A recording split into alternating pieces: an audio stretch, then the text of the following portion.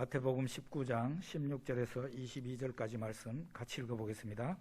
어떤 사람이 주께 와서 이르되 선생님이여 내가 무슨 선한 일을 하여야 영생을 얻으리이까?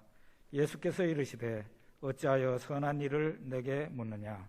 선한 이는 오직 한 분이시니라. 네가 생명에 들어가려면 계명들을 지키라. 이르되 어느 계명이오니이까? 예수께서 이르시되 살인하지 말라, 간음하지 말라, 도둑질하지 말라, 거짓 증언하지 말라, 내 부모를 공경하라, 내 이웃을 내 자신과 같이 사랑하라 하신 것이니라. 그 청년이 이르되 이 모든 것을 내가 지켜 싸운데 아직도 무엇이 부족하니이까? 예수께서 이르시되 내가 온전하고자 할진대 가서 내 소유를 팔아 가난한 자들에게 주라. 그리하면 하늘에서 보화가 내게 있으리라.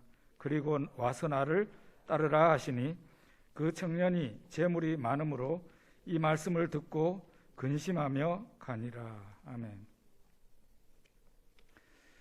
어떤 사람이 예수님에게 와서 영생에 대해서 질문을 했는데 자기 자신의 영생에 대해서, 그 사람 본인의 영생 문제에 대해서 묻습니다. 오늘 이 본문에는 읽어가다가 보니까 청년이라고 나와 있습니다. 청년이라고 했고, 누가복음에서는 같은 이야기인데 관원이라고 나와 있습니다. 관원. 마가복음에도 그 이야기가 있는데 그가 달려와서 꿇어앉아 예수님에게 물었다. 달려와서 꿇어앉아서 예수님에게 자기 영생의 문제에 대해서 물었다 했습니다. 나이가 젊은 청년이 재물이 많고 거기에다가 관리인데 자기 영생의 문제에 대해서 고민했다는 것이 참 귀하지 않습니까? 이런 사람들이 요즘도 잘 있을까 그럴 정도로 참 인간의 본질적인 문제, 영생의 문제를 가지고 고민했다는 것이 참 귀합니다. 이 사람이 예수님에게 달려와서 꿇어앉아 물었습니다. 선생님이여 내가 무슨 선한 일을 하여야 영생을 얻으리이까? 이렇게 물었더니 예수님이 대답합니다. 선한 일을 내게 묻느냐? 선한 이는 오직 한 분이시니라. 청년은 사람이 선할 수 있다는 생각을 했어요. 그러니까 내가 무슨 선한 일을 하여야 영생을 얻습니까? 물은 거죠. 사람이 선할 수 있다고 생각을 한 거죠. 그런데 예수님의 대답은 뭡니까? 사람은 선할 수 없고 선하신 분은 한 분이신데 그분은 하나님이시다. 그런 말을 했습니다. 우리는 여기에서 청년의 문제가 뭔지 보입니다. 볼 수 있습니다. 그 청년의 문제는 뭔가 하면은 사람이 선할 수 있다고 생각한 그것이 문제예요. 사람이 선할 수 있다는 생각을 했으니까 이 사람은 어떻게 생각합니까? 그 사람의 선한 구석을 잘 개발을 시키고 그 부분을 강화시키면 사람이 얼마든지 하나님 계명을 잘 지킬 수 있고, 그리고 하나님이 요구하시는 하나님의 의의 기준에 도달할 수 있다. 이렇게 생각을 한 겁니다.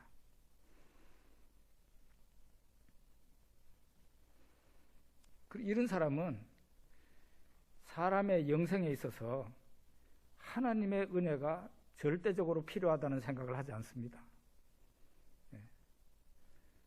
여러분, 가톨릭 신학의 아버지가 누군지 아십니까? 토마스 아퀴나스라는 사람입니다. 그 사람이 이 청년과 같은 생각을 했어요.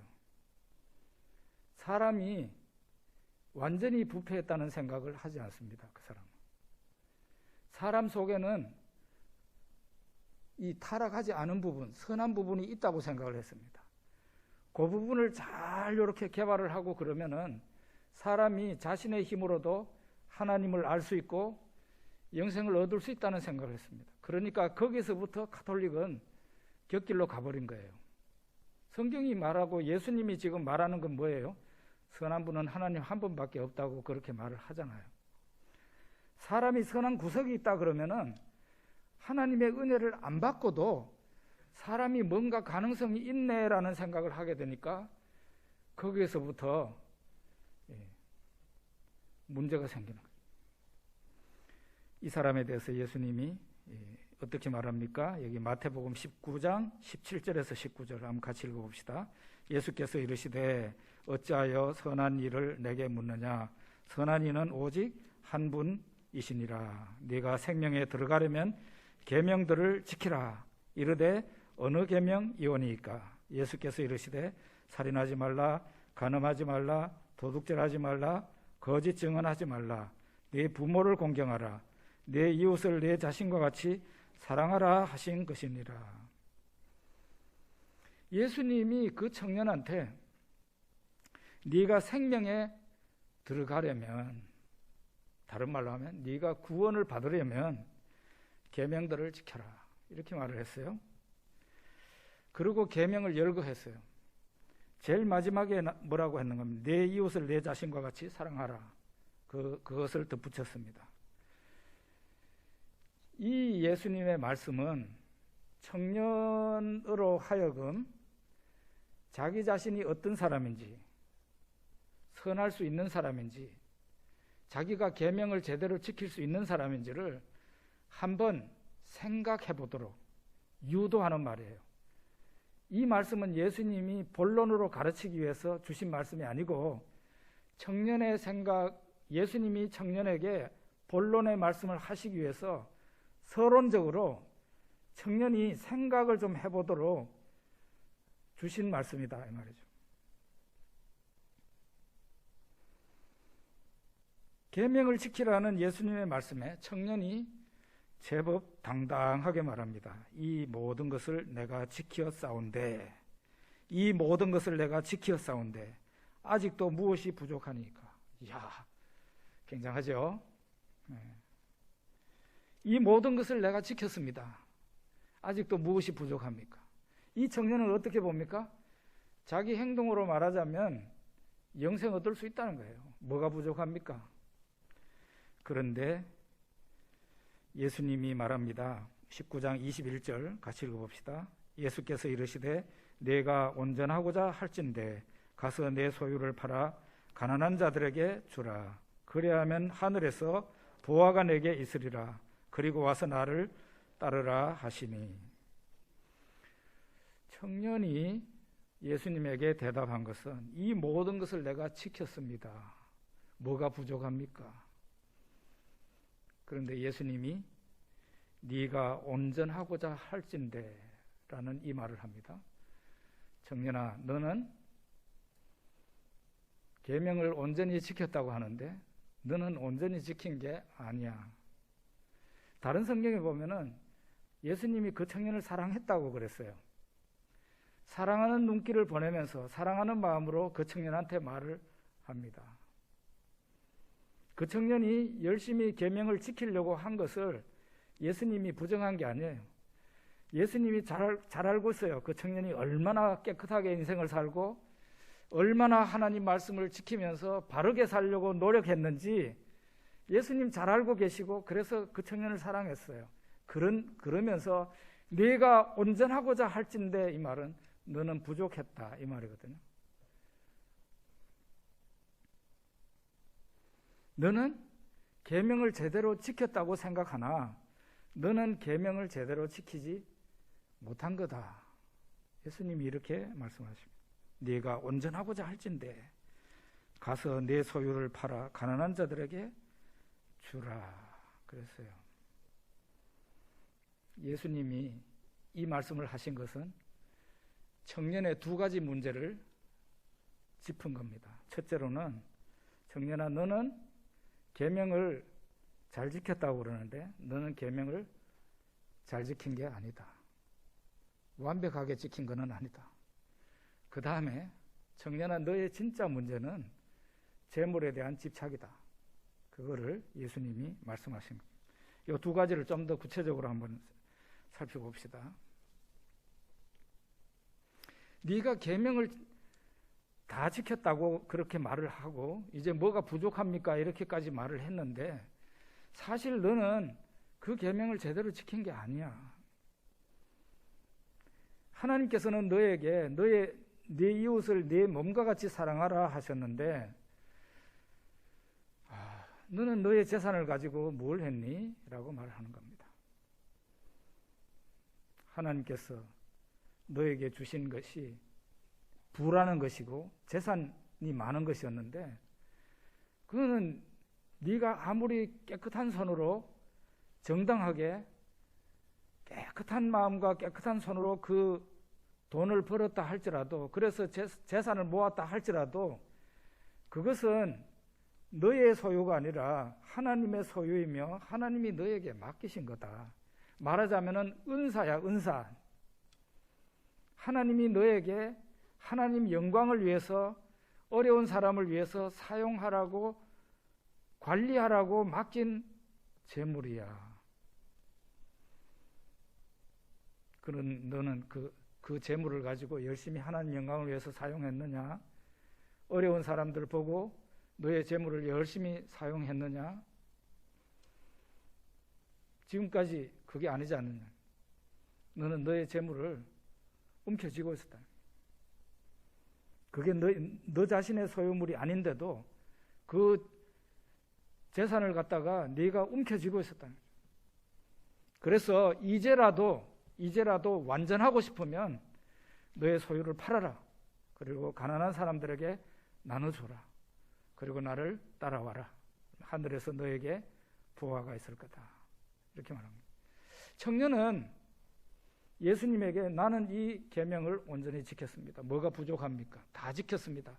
뭐가 부족합니까? 그랬는데 예수님이 보실 때는 제대로 지킨 게 아니에요. 그러니까 사람의 기준과 하나님의 기준이 다른 겁니다.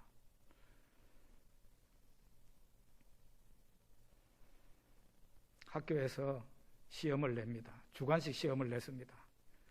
그래서 학생이 그 선생님의 문제에 성실하게 이렇게 해가지고 답을 써가지고 냈는데 생각보다 교수님이 점수를 제대로 안 준 거예요. 제 학교 다닐 때도 신학교에서도 이런 일이 있는데 어떤 학생들은 가서 교수님한테 가서 이의를 제기합니다.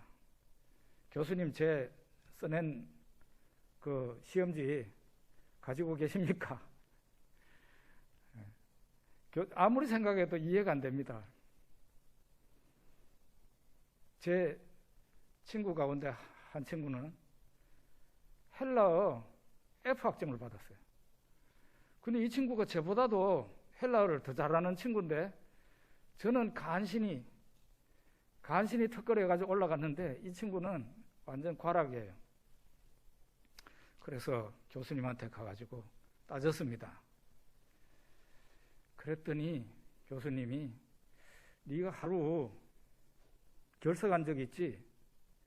그것 때문에 과락이 된 거야. 하루를 결석했는데 그것 때문에 F학점 받은 거예요.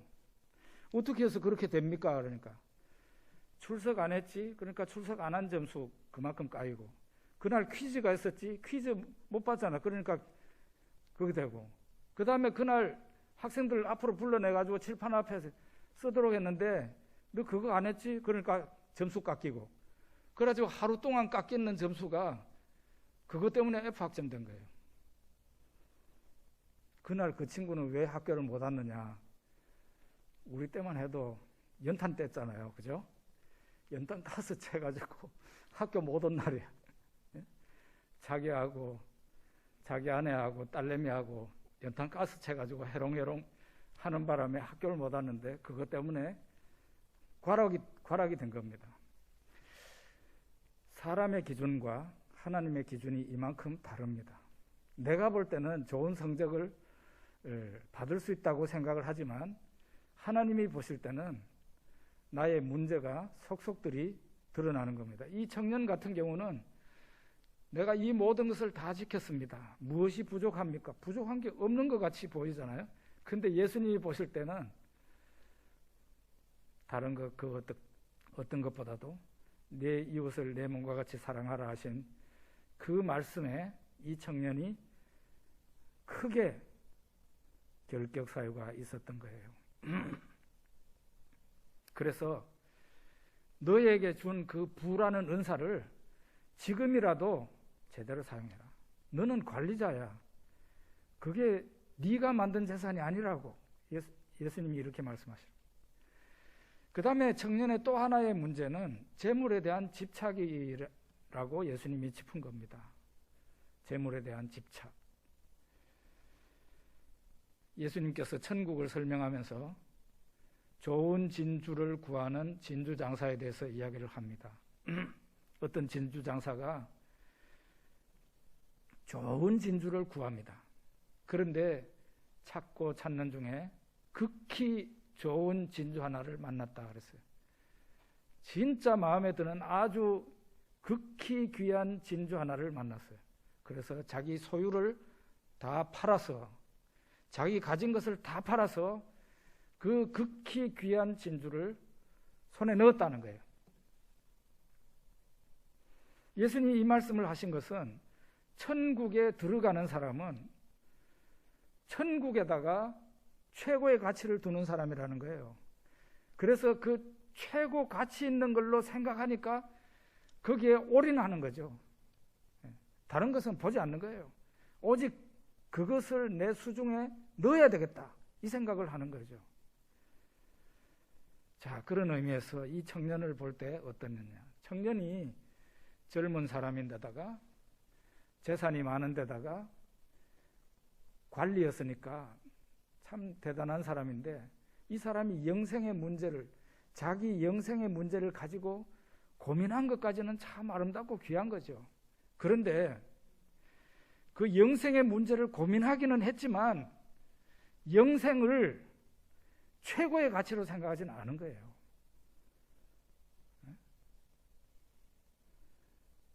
이 두 개를 딱 갖다 놓고 세상이냐 하나님 나라냐 딱 두 개를 갖다 놓고 막상 선택하는 지경이 되니까 세상 재물을 딱 잡은 거예요. 이 사람은 바로 이런 사람이에요. 영생을 가지고 고민하기는 했지만 영생에다가 모든 것을 거는 사람은 아니에요.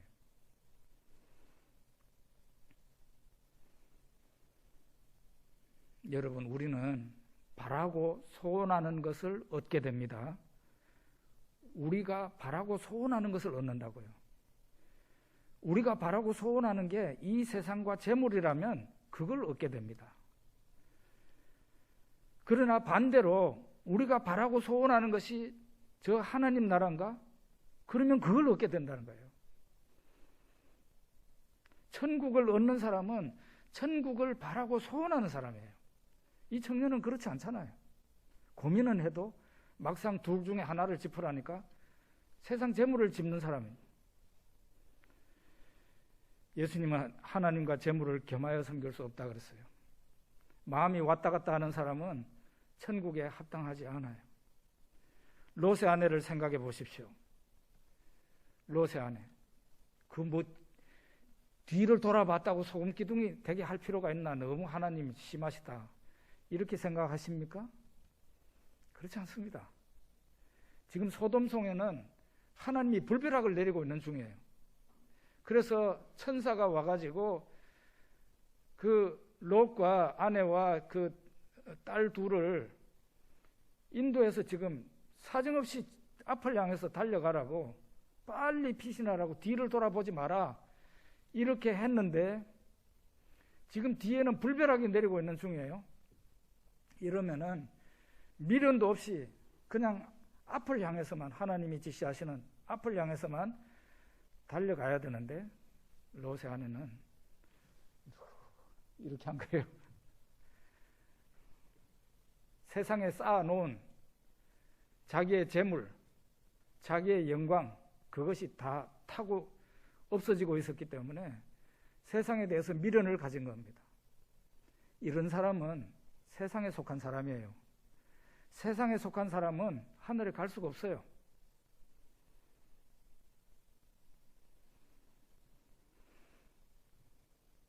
하늘나라에 최고의 가치를 두는 사람, 최고의 가치를 두니까 다른 건 안 보이는 거예요. 나는 오직 이거를 손에 넣어야 되겠다. 나는 이것을 오직 내 것으로 만들어야 되겠다. 그렇게 생각하게 되죠. 그런 사람이 하늘나라에 들어간다 이 말이에요. 바라고 소원하는, 최고로 바라고 소원하는 일이 우리에게 일어난다는 것이죠. 사람이 다 똑같은 사람이 아닙니다. 교회 나온다고 다 천국 들어갈 수 있으면 얼마나 좋겠습니까? 그런데 그렇게 되지 않습니다. 여러분 이런 거 한번 해본 적 있어요? 저는 그런 거 해봤는데, 자석을 가지고 말이죠, 모래바닥에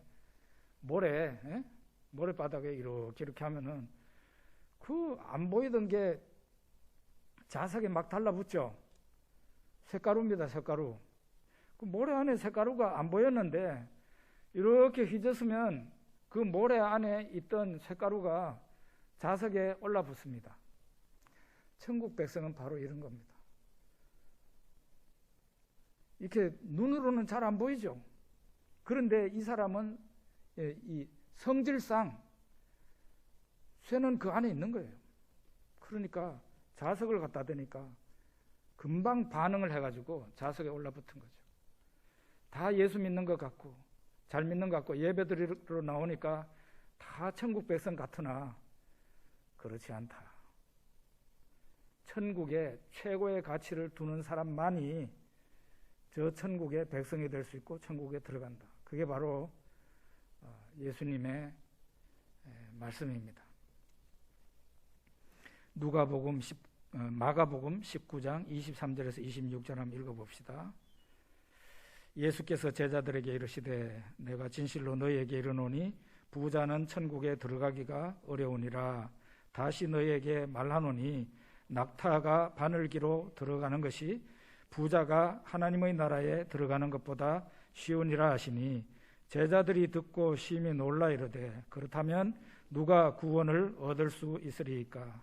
예수께서 그들을 보시며 이르시되 사람으로서는 할 수 없으나 하나님으로서는 다 하실 수 있느니라. 예수님 말씀이 부자가 천국에 들어가는 것보다 낙타가 바늘기로 들어가는 것이 더 쉽대요. 무슨 뜻입니까? 부자는 하늘나라에 절대 못 들어간다, 그런 뜻이잖아요. 불가능하다는 거예요. 그러니까 제자들이 놀라는 건 당연한 거예요. 그러면 누가 구원을 얻을 수 있습니까? 예수님 대답이 사람으로서는 할 수 없으나 하나님으로서는 다 하실 수 있느니라. 성경에 보면은 부자로서 하나님 앞에 귀한 사람이었던 사람들이 좀 나옵니다. 그 중에 한 사람이 아리마대 사람 부자 요셉입니다. 이 사람은 자기가 이 부자죠. 부자니까 예루살렘에 자기 무덤을 마련한 사람이에요. 그것도 다른 사람이 쓴 그 무덤을 샀는 게 아니고, 이 사람은 부자였기 때문에 큰 바위를 구멍을 내고 이렇게 해서 근사한 자기 돌 무덤을 만든 겁니다. 그래서 자기가 죽으면 거기 들어가려고 생각했던 사람이죠. 그런데 이 사람이 예수님이 십자가에서 막상 죽으셨을 때 예수님 시신을 모실 곳이 없는 거예요.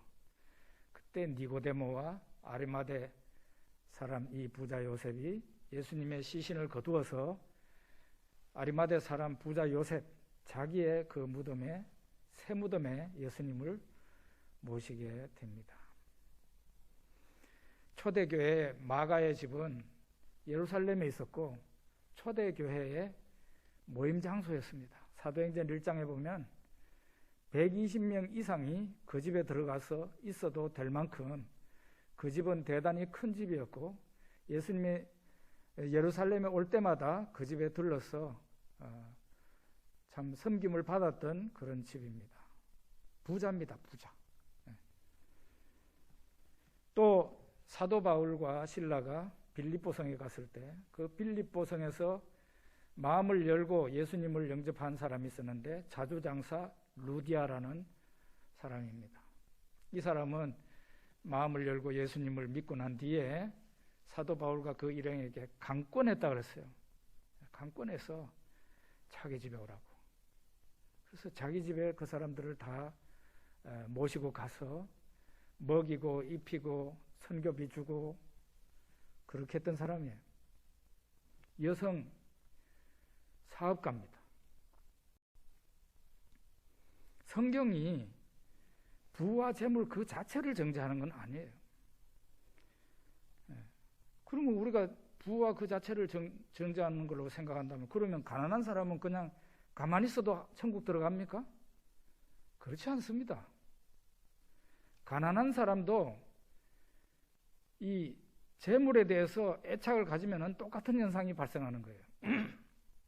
부자가 재물에 애착을 갖는 거나 집착하는 거나 가난한 사람이 재물에 집착하는 거나 사실상 다를 바가 없습니다. 자기가 원하는 것을 얻는다니까요. 성경이 부와 재물 그 자체를 정죄하는 게 아니고, 부하려고 하는 것, 재물을 그래서 움켜잡는 것, 천국보다 재물을 더 좋아하는 것, 그거를 정죄하는 겁니다. 만약에 어떤 사람이 그런 사람이라면 그 사람은 천국에 들어갈 수가 없다는 거예요. 자기 좋아하는 것을 손에 넣지. 예? 그런데 예수님이 이런 말씀하셨잖아요. 제자들의 말에 그러면 누구가 구원을 받습니까? 했더니 예수님께서 사람으로서는 할 수 없으나 하나님께서는 다 하실 수 있느니라. 하나님은 전능하시니 별별 일을 다 하실 수 있다. 예수님 말씀이에요. 어제 제가 참 감동이 되는 간증 영상을 제가 봤는데, 그 영상은 한 1년 전에 보고 은혜 받았던 그런 영상이에요. 이민교 선교사님이라는 분 간증 영상인데, 이분은 지금 중앙아시아에서 복음을 전하는 그런 선교사님입니다. 참 정말 너무 순결한 영혼이에요. 너무 순결한 영혼입니다. 이분이 본래부터 예수님을 믿는 사람은 아니고 자기 집안이 원불교 집안이에요. 원불교 집안에서 태어나가지고 원불교 신앙으로 젖먹을 때부터 양육받았던 사람이에요. 그래서 이 사람 가족들 가운데는 원불교 교직자가 된 사람들도 있고 형제들 가운데 그렇더라고요. 자기 누나가 자기한테 네가 인생을 알고 진리를 좀 알고 싶으면 두 군데를 꼭 가봐라 그러더랍니다. 첫째는 화장장에 가봐라 그러더래요. 그래서 화장장에 가봤대요. 그리고 두 번째로는 소록도 나환자들에게 한번 가보라고 그러더랍니다. 이 사람이 정말 원불교를 포교하고 싶은 마음이 간절해서 그 소록도에 들어가가지고 소록도에 있는 나환자들에게 이제 원불교를 전하면서 극락가라고 그렇게 이제 포교하는 그런 사람이 되었습니다. 가가지고 나환자들한테 이렇게 말했대요. 당신이 지금은 나환자고 이렇게 비참한 상황이지만 내가 전하는 이 부처를 믿고 그렇게 하면 다음 세상에서 건강한 사람으로 태어납니다. 다음 세상에서 건강한 사람으로 태어나기 위해서 이 부처를 꼭 믿어야 된다. 그러니까 그 전도받는 사람이 예수 믿는 사람이라 우리는 지금 현재 아무 문제가 없다고, 오히려 당신이 너무 불쌍한 사람인데 예수님 믿고 꼭 천국에 가기를 바란다고, 너무 그냥 밝은 얼굴로 예수님 믿으라고 거꾸로 전도를 하더랍니다. 어느 날 나환자 가운데 한 사람이 이제 예수 믿는 사람인데 그 사람이 죽어서 장례식이 있는데 천국 환송식이라 해가지고 이렇게 해놓고 장례식을 집례하는데 찬송을 부르는데 며칠 후 요단강 건너가 만나리 하면서 찬송을 부르더래요. 자기는 옆에서 또 그 죽은 영혼을 위해서 또 목탁을 두드리면서 극락왕생하게 해달라고 연부를 하고 그랬답니다. 근데 이 사람이 장례식을 다 마치고 법당으로 돌아와 가지고 목탁을 치면서 연부를 하는데, 그 불경을 외우는데 평소에 잘 나오던 불경이 안 나오고 자꾸 자기가 원치도 않는 며칠 후 이게 요단강 건너가 만나리, 이 찬송이 낮에 들었던 그 찬송가가 계속 입에서 나오더래요. 암만 안 하려고 그래도 안 되고, 이게 뭐 밤에 잘 때도 그 찬송이 나오고, 나중에 가가지고는 결국은 그 하나님의 영에 압도가 돼서 이 사람은 예수님을 믿게 됐고 하나님 자녀가 되었습니다. 그리고 원불교를 전하려고 했던 사람이 기독교 복음을 전하기 위해서 외국에 가가지고 지금도 중앙아시아에서 열심히 활동하는 정말 아주 좋은 선교사가 되었습니다. 여기 보십시오. 세상적인 사람 바뀔 수 있습니다. 물질만이 최고라고 생각했던 사람 바뀔 수 있어요. 이단과 타종교의 포로가 된 사람이라 할지라도 그 사람을 하나님께서 능히 변화시킬 수 있습니다. 하나님으로서는 다 하실 수 있는 이라는 말씀이 바로 이거예요. 그래서 그 사람으로 하여금 붙잡고 있는 그 세상, 이상한 진리도 아닌 진리 모조품 붙잡고 있던 것 딱 손을 놓게 하고 저 천국을 붙잡게 하실 수 있는 하나님의 능력이 있다 이 말이에요. 물을 포도주로 변화시키신 그 예수님께서 사람의 심령을 얼마든지 바꿀 수 있다는 거죠. 그 대표적인 사람이 바로 누가복음 19장에 나오는 여리고성의 세무서장 삭개오라는 사람입니다. 이 사람은 세상 권세와 물질에 마음을 두고 살았던 사람이죠.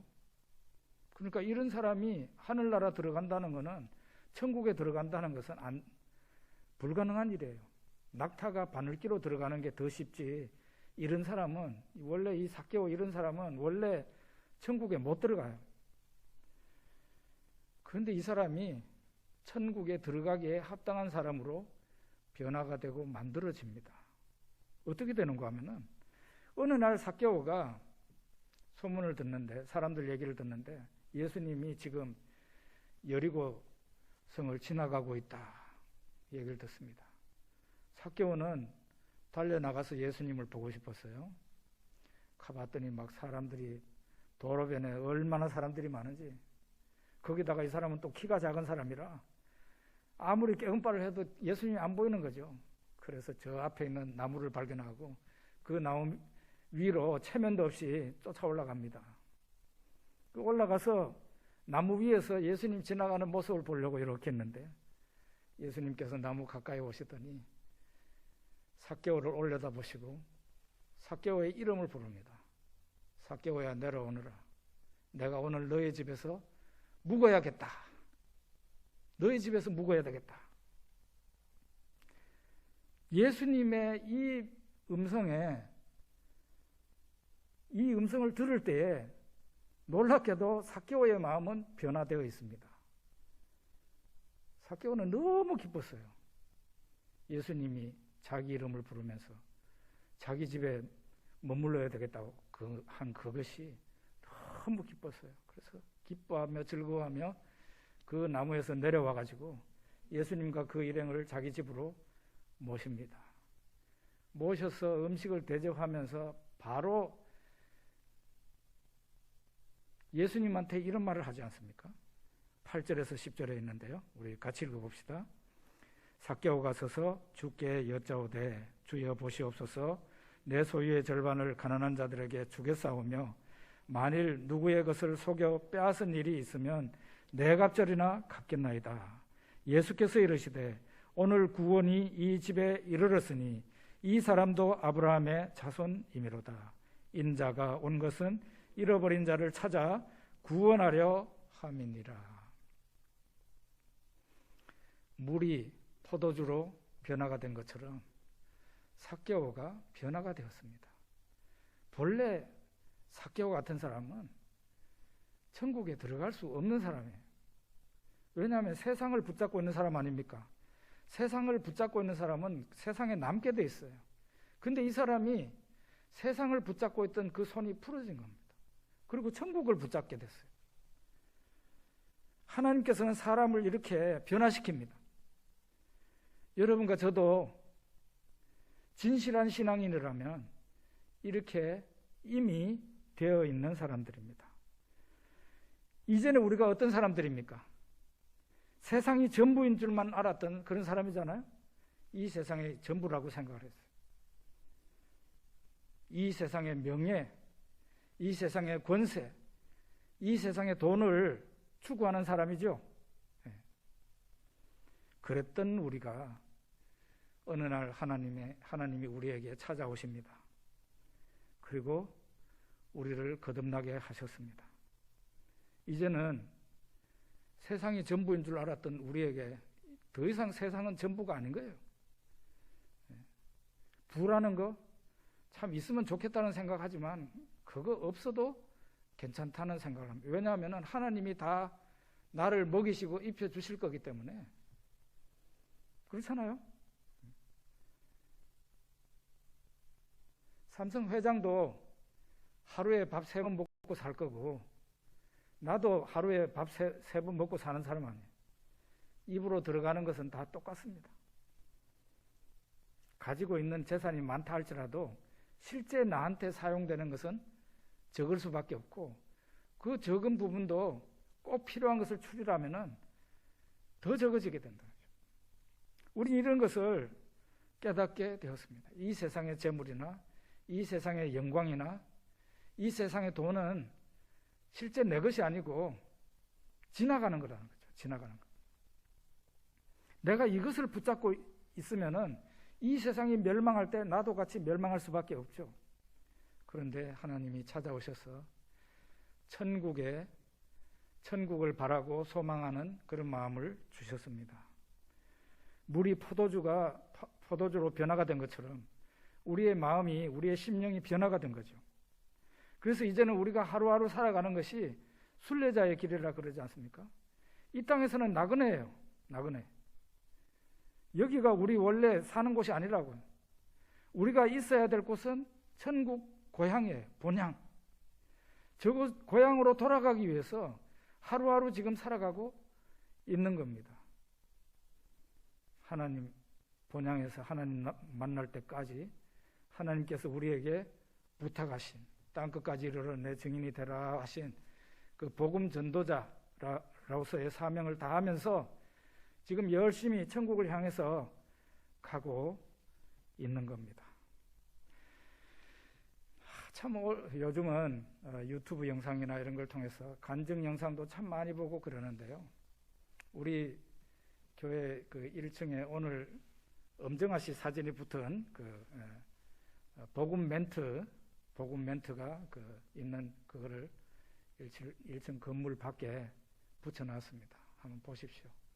그 엄정아 씨 같은 경우도 대단한 인기가 있는 사람이고, 뭐 오늘인가 어젠가 보니까 그 사람 살고 있는 집이 무려 50억 정도 되는 대단한 저택에 살고 있는 것 같아요. 이런 사람이 강아지를 몰고 서울 남산에 산책 올라가던 길에 갑자기 눈물이 나면서 하나님께 기도하고 싶어졌다, 그런 얘기를 합니다. 그러자 저 멀리에 연락도 없던 이 사람 친구가 전화를 했답니다. 야, 정화야, 너 지금 예수님 믿어야 된다. 그래서 따라서 기도해라, 이렇게 하죠. 영접 기도를 시키더래요. 그리고 거기 가까이에 기도하기 위해서 앉을 만한 자리 있냐 찾아봐라 그러니까 급히 찾았대요. 앉으니까 이 친구가 엄정아 씨 영혼을 위해서 기도를 했답니다. 참 간증을 들으니까요, 이 사람이 그렇게 해서 예수님을 만났는데 그때부터 성경 공부를 얼마나 열심히 하고 기도를 열심히 하는지 하나님께서 그 많은 인기를 가지고 많은 돈을 가진 그 사람에게 하나님이 나타나셔서 부르신 거예요. 부르니까 그 영혼이 바뀔 수밖에 더 있나요? 세상을 전부로 알고 인기를 전부로 알고 달려갔던 그 사람을 누구가 바꿔요? 그 자신이 바뀌어진 게 아니고 하나님이 그를 부르시고 바꾸신 거예요. 사람으로서는 할 수 없으나 하나님으로서는 다 하실 수 있느니라. 그래서 우리는 우리 자신뿐만 아니라 모든 사람에게 소망을 가질 수 있고 그 사람을 소망 중에 바뀔 수 있다는 소망을 가지고서 기도할 수 있는 겁니다. 우리 기도하겠습니다.